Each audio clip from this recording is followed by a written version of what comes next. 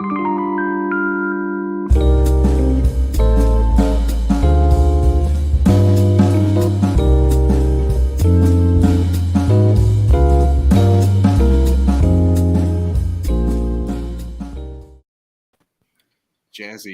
All right.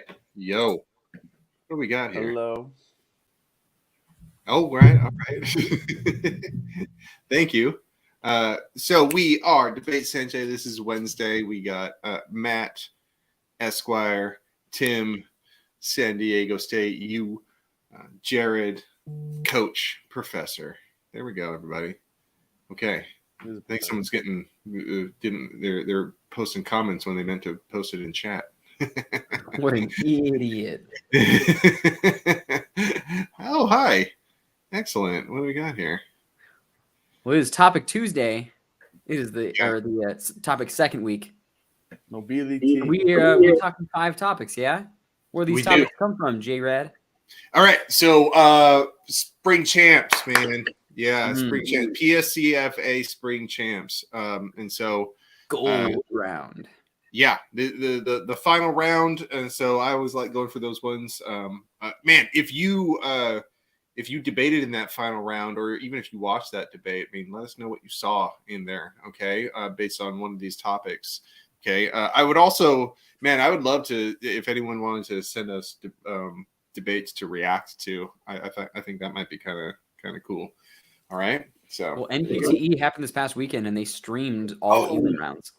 Right. I want to make sure that people are cool with us reacting to it. You know what I mean? I don't want it's not like we have a gigantic following or anything like that, but at the same time, and it's a little weird when you watch like even sport commentary when they are talking about moments that they can't show, and then it's kind of like, oh, I better remember the game like a photographic memory. I don't know exactly what they're talking about. Yeah, but, it would be nice. That would be nice to be able. Yeah, to I'll totally do that. It would be a long ass reaction video though, man. A whole debate. Someone actually watches your debate video and then we react to it.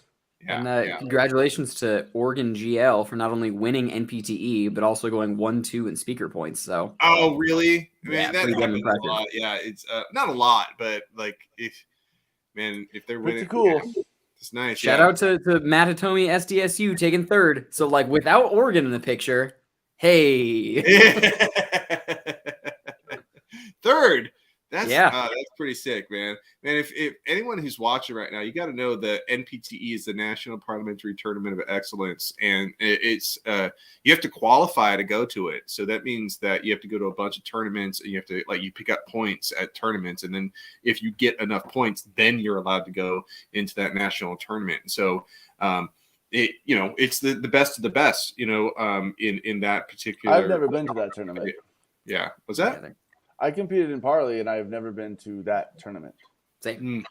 We qualified like 5 points my junior year, and that was when the cutoff was I think 13. I want to say it is no joke. Have you ever been to that tournament? It's changed a little bit just because COVID's made things a little bit weirder. But even still, it was the 19 best teams. There were no bad teams there. Every team there was on it. Yeah. Have you been there, Jared? Oh yeah, I went. Jared, you've been there? I think we talked about what? He can't even spell NPTE. Abraham Lincoln was the president. And Jared was competing at NPTE. Well, we're doing nothing at all like NPTE as far as you can from that in debate. Let's talk IPDA topics. Not as far as, but all right. So remember, what we're going to do is we're going to flip a coin, all right, to see who goes on which side, and then we're going to do the striking process, okay? So here we go. Back to the mint. Ooh. All right. Look at Who's you. calling it? Jared, you call it. Okay, well, I'll just heads, I'm affirmative. Tails, I am negative. Cool? Okay. Here we go. That's against the rules. All right, affirmative. All right. That means, Tim, you're going first. Okay. Abe Lincoln making his second appearance in this podcast. Let's go for 3. I am going to strike television. Okay. Should we show the? There we go. What are we talking about here? We're talking about a couple of resolutions. So we got 5 topics, and we're going to strike them down until we're down to 1. This is the first one. We'll talk about each one as we go through. So it's done more harm I than... strike this one down. So the creation of television has done more harm than good. I strike this down on the negative side because I pretty strongly believe it on the affirmative side. And I feel like that wouldn't have great. I don't feel like I'd have great arguments on the negative to support that. Like, I can't really point to a whole ton of good that television has done. Right. Like, I guess pre-internet, it was an effective form of, like, pre-internet, post-radio, it was a good form of news, like, getting information. But, like, I feel like it's so easy to argue that, like, since then, it has just become a complete cesspool of nonsense. And, like, or there's just giant little value. So what are we talking about television, though? Like, because the internet, I'd say that there's television shows that are streamed through the internet now, but that wouldn't mean that everything. And I say that, like, the internet seems to be kind of overshadowing television so much. Like, we're both arguing each other's points right now. We're like, on one hand, there's like the invention of a device called a television, and I was joking a second ago, where like all a modern television is at this point in time is a giant computer screen. So that's cool because you can use a computer through your television. So, but on the flip side, I think there's another aspect of the creation of television. We're talking about the industry and the news networks and the entertainment of commercials being the basis for everything. And the fact that the entire machine is funded and as a medium for stuff, news or things like that. Oh, I hate it so much. And entertainment, the funding mechanism, at least. Well, the AF is like television's done a lot of good. People get news. People are like, oh my goodness, there's a war in Vietnam because of a television. So, all right, there's some aspect that's good and it's entertaining. Tell me you haven't watched 17 hours of television in the last 3 days. So, I mean, I don't know, but maybe it's bad. What would you be doing if that weren't an option? Like, perhaps growing a farm, hunting lions, getting with my bare haircut, hands. Like little things you could have done. Getting a haircut. Television. Oh, that was a sick burn, Tim. Well, I mean, it has done harm. Yeah, it has done some harm. If I was on the neg, I think the neutral position goes pretty strong. You're like, dude, like television hasn't made anything work. Like, do you know how bad we were before television was around? We were pretty. Yeah. We were, like, you're not killing your neighbor because you're watching television. You know what I mean? Yeah. Why would you turn that light off? Yeah. I don't focus on my neighbor's light with a homicidal rage because of my television. Does that make sense? Like, it's probably doing some good. I don't know. It's improved BB gun sales. All right. So moving past this one. All right. Next one. So I get to strike now. I'm on the affirmative. Mm-hmm. You know what? I think I'm gonna go. This is gonna be kind of strategic here. I'm striking the debt one. Okay. So that was actually my first strike if I were affirmative as well. That was your first one? Okay. Yeah, that would have been my primary strike if I were affirmative. It's my second favorite one on the neg, though. Well, yeah, because like you say, this house believes the size of the United States national debt doesn't matter. Like, I have to, like, I'm kind of struggling to find a way to say that, like, there's no sort of correlation between how large your debt is and other stuff. You know what I mean? Like, I've always believed that, like, the size of the debt doesn't matter. It's what you do with it. Well, that goes without saying, Tim. All right. We'll be here next week, folks. All right. Try the meal. All right. Thank you. So I know that was okay. If the affirmative, in my opinion, here's a position, here's a thought on this. Okay, saying the size of the national debt doesn't matter is also like saying we should spend this money on some plan because the size of the national debt doesn't matter. Meaning, $20 trillion.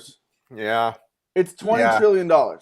It's a number that there is more debt than we have years left on Earth till it hits the sun. Okay, it's like it's interesting. A lot of debt. I love that you shoehorn at just the most expensive universal basic income. There we go. Right. Okay. So the size of okay, I see that. That's clever. It is also value, I guess. I mean, it depends how you're spinning this, but the point would just is there is an AF case, and I guess I see what it would be. The debt number, it's not like your bank where like you would just operate with $1 million in Lamborghini debt, but it's not Lamborghini debt. It's like that's for people, and you know, it's Lamborghini's debt. There's a thought that it's for the people. That's what the debt is theoretically going to. I think it's like mostly military because these corporations really they're very generous and they're giving it to the people. Go. Yeah, you know. So what I'm thinking is, I could argue on the affirmative that the debt is always going to get bigger. Like, you know, I could. Yeah, that's hot. You know, like that's what it is. I think you just back into like U.S. hedge means no one will ever call our debt. Like our economy is never going to collapse. And I think you've got it's the what is that like Hume's reductionist or whatever. Like because it's never happened, there's never been a problem from it. There never will be a problem from it. Like it's continued to grow and people freaked out all the way along, and it's still here, and we're still doing fine. Like still number one. You know, like you can I think make enough. Things are not that bad argument. The neg gets to say, you know, someone calls in a phone call and says, hey, we want $10 trillion tomorrow. And all of a sudden, apparently, like, they stop all. Imagine an embargo of the United States from some country because they want their money back. I mean, that would be a crazy situation. And I think that kind of ties into a thought we had a couple of weeks ago or last week where, you know, people, some of these countries, the industries are so reliant on each other. It's almost like even if if the government tried to stop it, I mean, imagine 1 million businessmen on both sides, or business people, excuse me, but just that would be hard to stop the machine that's already been created just because of money. Money is a thing that motivates like people and countries and all kinds of stuff. Kind of imaginary money, like one of at that that's level, the other thing. And like at national debts, like we're talking the sources of these things are so intangible almost that like who specifically is going to pay these things back and where's it going to come from and like how does that affect our day-to-day lives. Like I'm sure there would be all kinds of like impacts and stuff, but I feel like on the affirmative you could probably just argue a whole bunch of like, okay, realistically who could do this, why would they do it, how would it happen. I think you probably have realism on your side, but I think the negative you can go, it was my second favorite topic on the neg because I think you can can come up with a million arguments of like boogeyman stuff. Like this is here's but how even perception. Yeah, you can say like the national debt, like everything's like all speculative, and the size of the debt will affect speculation. So like even if it doesn't mathematically matter, there's like this sort of social weight that it's given to it, and so you have to take it environmental. Like if the national debt is better, a comet is coming to Earth. You spend $10 trillion and we can maybe not have it hit the Earth. You just go straight up nihilism. You just straight up nihilism. The size, not only does the size of the national debt not matter, nothing does. As long as we have if it stopped a comet, it doesn't matter, right? I mean, can we agree on that? I would actually appreciate that because of I want a comet to hit the Earth. That would be great because of how timely it is. Like, that is nihilist. Don't Look Up is up for Best Picture. I'm like, you know what? Go with it. Go nihilist. Like, see if somebody could beat you if you run nihilism on them. Okay, I appreciate that. All right, what do we got? What's next? My next is we are the main character. Oh, okay. We are all the main character. Is striking that one. Just being honest, I don't totally get it. Yeah. If I'm being honest, I don't think that I would piece that metaphor together well enough on the neg, or I could predict. And this is a cool part of IPDAs. Generally, when it's a metaphor, it is good form for the affirmative side to tell the negative side how they're interpreting it, and not just spend 30 minutes of like wasting time. Like it is good form to share. But even in that case, I think I would be hesitant to play whatever game the affirmative set up. Yeah. Okay. So I wanted to do that before, where it's kind of like, oh, I'll tell you at the beginning of prep what I'm going to do. But the thing is, that's just not how my brain works. I guess, you know what I mean? Like, I don't necessarily know what I'm going to do in the first 2 minutes. You know what I mean? It's like I kind of mull over my options, and I don't want to mislead you. Like, so it's kind of tough. Am I going to find you 5 minutes late? I mean, if you're cool with that, I'll find you 5 minutes later. I'm like, all right, this is what I'm coming up with. like give you some heads up. All right. Yeah. So I looked at this one sitting here on the screen here, and you could draw some arguments. I think, first of all, there's this term in the world, in the meme culture world, of the main character. Like they're their own main character, like the person who's just, the influencer, making sure their eggs are perfectly positioned before they eat them. The main character. Okay, so that's a negative connotation. But I think if you're on the AF, you say something like this.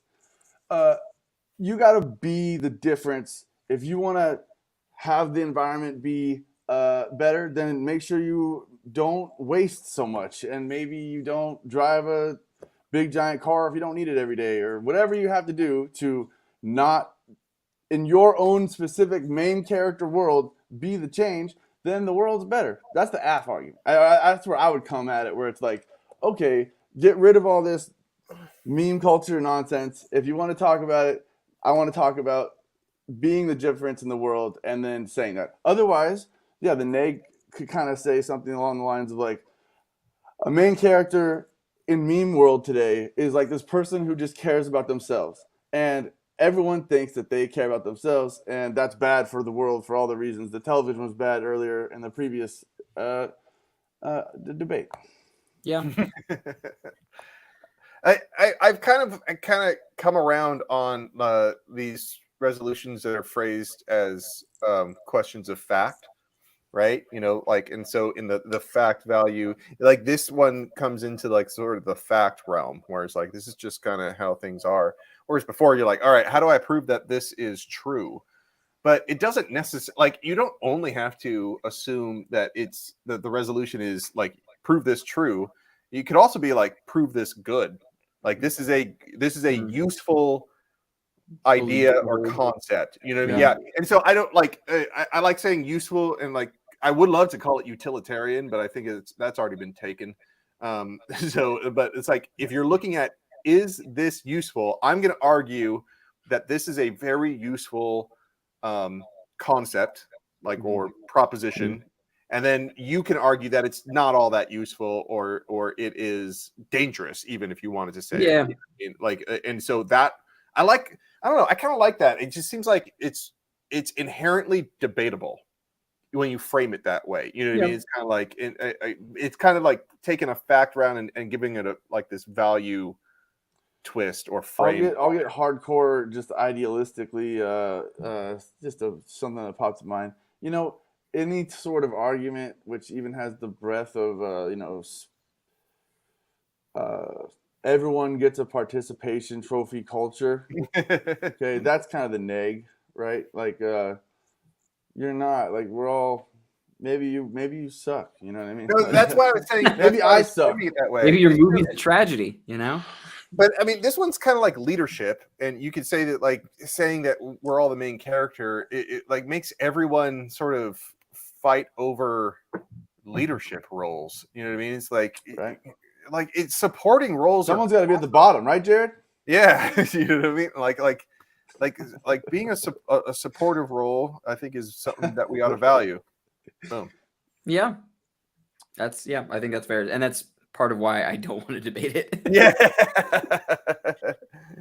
It is pretty big, and like you can kind of go anywhere, and that would be the predictability argument on the neg would be good because they can go anywhere. Unless it's a really, really good metaphor, I always strike the metaphor. Like at best, it'll be my third favorite. At very best, and that was kind of my strategy. I kind of knew you're gonna do that one. I'm like, all right, well, I'll have these last two left.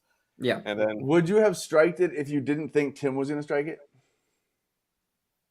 That probably would have been my next one. Because because I trust my research skills for the debt topic, even though I don't really have a really great background. He goes straight to his bank account. Yeah. So, all right, here we go. Next strike. Okay. Jared on the affirmative is striking this one. Yeah. This house believes technology does more harm than good. This is essentially the same one as the television, right? Yeah, kind of. I mean, but like this expands way beyond. So like we're talking more harm than good. Radios, internet. Also, I mean, like if you want to really use a broad definition, like the lever, the corkscrew, the wheel, like more harm than good is it's abused. It's abused. It's used so much, more harm than good. Yeah, I mean, just like technology could mean so many things, right? And just a donkey pulling a I don't know. carousel around. It seems it was just a lot messier than the alternative. I think that I would have plenty to say on this. Does more harm than good. More people's death could be attributed to technology than their lives being saved by it. I think like the destruction of the earth is a direct correlative to humans being successful primates, and technology was an essential element of. Yeah, we can do another nihilism right here. We can just like this is exactly when I would bring He's definitely talking about. Patrick said you guys look Amish. He definitely is not talking about me. No, he says look at the Amish. So it's like look at the Amish. Interesting. Jared looks Amish. Yeah, that's like they're though. Comparatively. Like they use only a little bit of technology, and I feel like they have a better impact on the planet, and probably a better quality of life, or at least like maybe I just realized comfortability of life and like existential happiness than most non-Amish folks. I'm gonna throw some shade. I think we get no blowback. Because no one's gonna see it. They're not watching this. This is because they are not watching this video. If anyone tells you, then it's all hearsay. But if any so I went to Philadelphia. I went to Philadelphia. Okay, and I saw the Liberty Bell, and I saw Independence Hall, and I went to this like farmers market, and it's just completely run by the Amish. And I walked in a Costco-sized building, and the lights were on, and they were all at their electrically cooled stations using cell phones. And I straight asked a guy who made me the most delicious Philly cheesesteak I ever had in my life with marinara sauce, that I was like, why are you using a cell phone? I mean, I'm just asking. I don't know anything, and I'm just curious because I thought, through the programming of the universe that I thought you don't use cell phones. And he goes, oh, no, we can use cell phones at work. And I was like, oh, that's legit. Okay, that's cool. I didn't know that. Now I know. And I ate my sandwich and walked away. And now I'm bringing that here to tell you this. The Amish are using cell phones and electricity to cool their goods. You sound so suspect in it. And I am just letting you know, I think even the Amish, there's a few of them for warning us who make good livelihoods. I was going to buy that $6,000 human-sized dollhouse, but no longer. Okay. It was delicious. So, like, I think I could do plenty on this. So just like if we're just stacking bodies, you know what I mean? It's like but Thank you, Patrick. You really think this is arguable on the neg though? What? Do you really think this is arguable on the neg? Dude, okay, I'm gonna speak just say all the beautiful things technology has done. And think about it, Tim. The very thing that has done so much good is the same power of the nuclear bomb is the power that powers our house. So yes, like it's almost perfectly juxtaposed to the amount of damage it can do by how much good it can do. So it's like we talk about echo chambers and like how you could like use social media for good things, and then there's also this thing that it could just be this horrible thing. So in my mind, it's so simple to see the equilibrium of how they almost do as much harm as they do good. So it's you just have to make those arguments on either side. So one of the arguments that I remember from like some philosophy classes, they talked about like it's very easy to just look at the downside. I think it was like a game theory topic. It was like you just look at like deaths or just look at like, tragedy and stuff that's caused by something. But if you were to count the like, I don't know, give some unit to the volume of serotonin, like the amount of happiness that something brings people, and even if it's a little bit of happiness times a jillion people, right? Like if the entire population is brought a modicum more happiness from something, like indoor plumbing. Indoor plumbing is pretty excellent. Like it's good stuff. Like maybe the fish don't like it so much because it kind of pollutes the oceans. But Hey, hello, Maricopa speech debate team. Yeah, the House is the United States government, dog. California, maybe. Well, yeah, you can, I guess. I'm gonna say this whole world. I don't want to give it away with my accent. If you're talking about technology at large, you can't start making this house too small. Whatever the house you know the most about, and you can make it applicable. Like you can do just like, hey, let's just talk education. Let's just talk education. North Korea. That's more on the good. You know what I mean? Like, sure. Maybe that makes it something a little bit more. You know, like if we put little parameters on it, a little framework. Another way of doing it is just, I mean, hell, maybe you just say, are we going to survive? Like, we're going to be using technology. It's like, I'm going to argue that we're not going to survive. I'm gonna, Jared, I'm gonna let you know. I'm gonna let you in on a secret. I think that's a great debate. I think it's a great debate. You will not survive. That actually was my third favorite topic. So that was up there. I think there's a decent chance we would have been debating that one. But as we're doing it live, we know where we actually are ending. Yeah. 98% of us will die at some point in our lives. No, I mean, like humans. Like as a species, are we going to die because of technology, or are we going to live because of it? Oh, we will for sure die because of it. I don't think that there will be a natural extinction event. I think it will be a technology-driven extinction event. Hey, Maricopa, if you're still listening, I want to know who you want the house to be. But go ahead, let's move on. Yeah, see, that's what I was saying. But back to the sex workers. Like, we just made it like the UC regions or something like that, and they're thinking like as far as education policy goes, that's a really cool debate. I hadn't considered going that direction. So if the affirmative side like wanted to make it cool, I don't know, maybe I just play some like squirrely ball in prep and be like, all right, I'll pick this one and then just set some terms. Jared, like, why is the motto to your new political party on the screen? Yeah. So here we go. Here's our topic. This is my AF. This is my number one for both. I think this is a really good topic. Whoever wrote this. You wrote number one for both? Yep. This is number one for both. I see good ground on both sides. So all right. Sex workers should be granted the same professional protections as any other profession in the U.S. So why do you pick it on the affirmative? Just like a lot of the OSHA protections would make it so like condoms are enforceable, and abuse will not be as sort of unreported as much. I mean, I think it would definitely increase the rates of reporting for abuse that happens. Sure. Well, thanks for giving me my neg argument, Jared. Yeah. I initially go right there as well. Like, okay, I think the AF kind of writes itself. There's a lot of harm story that you can bring into it, and then like it goes through. Where the only reason that it was my last place on my negative, and then I put it at the top specifically because of the word same.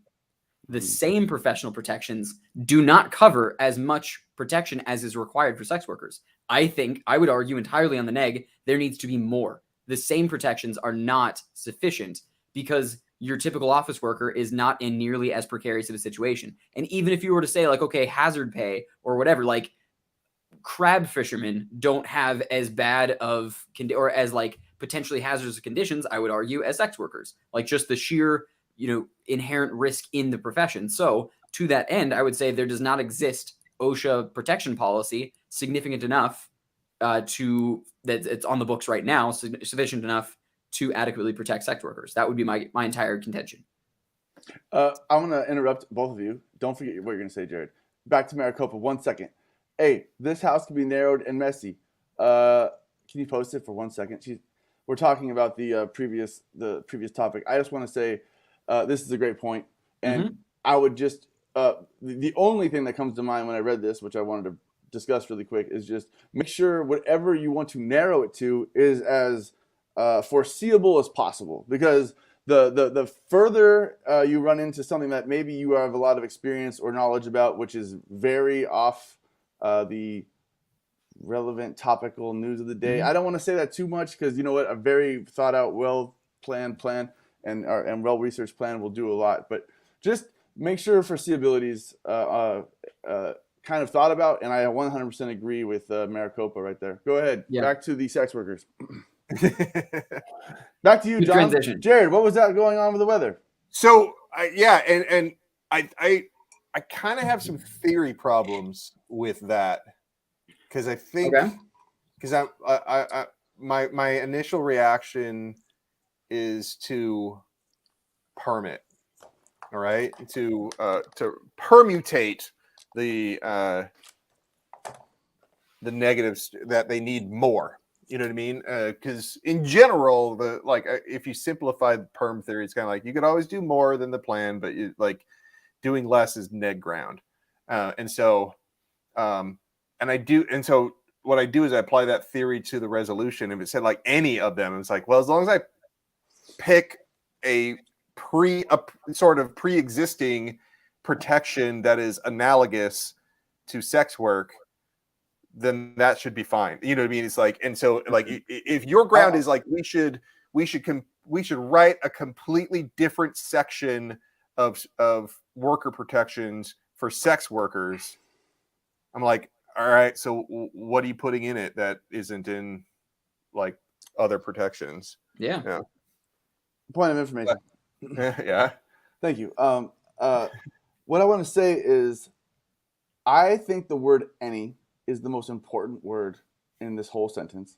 And on the neg, at least, I think, first of all, there's very strong arguments on the aft toward the sentiment, I think the spirit of what this is trying to say. Now, the word any is hilarious because to say someone should be granted the same professional protections as any other profession in the U.S., that's like, think of just lunacy situations, like a police officer, say, who is protected with a gun and a bulletproof vest. And, I think it would be funny to be like, maybe any profession, any other profession. Think of like a. Do you have to be like a brain surgeon? So you have to have a PhD to be a sex worker because that's one of the protections that the United States. That would be a protection. That'd be a requirement. I could make an argument to say that. I mean, you could contend though that like they are allowed to use lethal force, though, right? Like because of the protection of the safety of everyone not getting, like faulty brain surgery and spending a bunch of money to someone who kills you. I mean, so that's a protection against them, not a protection for them. It's saying they should be granted. But I hear what you're saying. Like you're saying, I'm CIA special ops have license to use lethal force when they deem it necessary. Sure, maybe we grant that to sex workers. That could be kind of interesting. So I like where your head's going with it being really creative and different. Jared, to your point of it being Plan Plus. So first off, you would run this as a policy just because the word should. Yeah, ooh. And like your definitions. Like I know that it has should, but like I don't know, it feels like it could be. Yeah, it's like an ought situation. Because and I get that policy is more valuable because we can actually stress out the real thing and see its merits and drawbacks and whatever. So I get that. I think that like I would have national.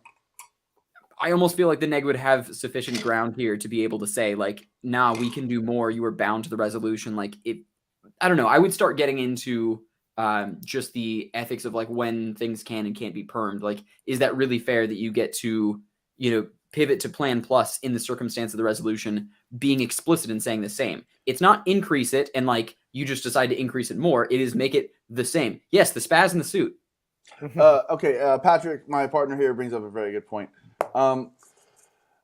Just because you say or pass a plan that says that they will get the same protections doesn't mean they will. That's also known as a masking argument, meaning we're just going to pass some plan that won't actually do anything. The stigma will remain, and everything's going to be exploitive and oppressive like it already is. That'd be the policy if you accepted the policy. Enforcement problem and I think also a stigma argument of critique of sorts. What Tim's going for is to say that there should be a brand new section of protections, and I guess like in that situation, I'd be like, okay, but now your ground has to be that there are no professions that have protections that would cover sex workers. I'm like, I think healthcare workers have pretty good protections. Not a single job of mine has ever handed me a condom. Let's just put it this way. So I would hope they'd have different protections because I have never. I mean, maybe I'm stupid. Maybe I don't know some stuff, but yeah,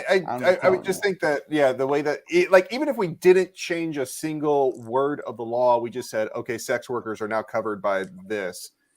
That would be like I think it would be nice and equitable. You know what I mean? It's like not that you would need a condom, but things like and unless you're gonna specify exactly what, because I think like the condom thing. I think in a court of law that would clearly like be ruled in favor of the sex worker. Sure. Yeah. You know what I mean? Yeah, but I think like I would say there exists a slew of necessities and taxes. Beyond taxes is bad. what their existing is. So yeah, it does seem fairly permeable. And I think if I were like prepping a student in prep time, for like, all right, you're going into increased cost of sex work to the Johns. Yeah, I will not stand for this. Yeah. So I still, regardless, this is my favorite topic on both sides. I think this is like very worth discussing at more length. And I think it'd be fun to spend 30 minutes of like research to actually get down to the details of like what OSHA protections are in place. Like there's some states that do it, some that don't. So I think it's a topic that needs to be discussed more, and kudos to whoever wrote it. All right. Good stuff. Good stuff. All right. All right. We're over time, but that's fine. We're not on any schedule here. Hey, everybody. We're Matt, Tim, Jared, DebateSensei. We will see you next week. All right. Adios.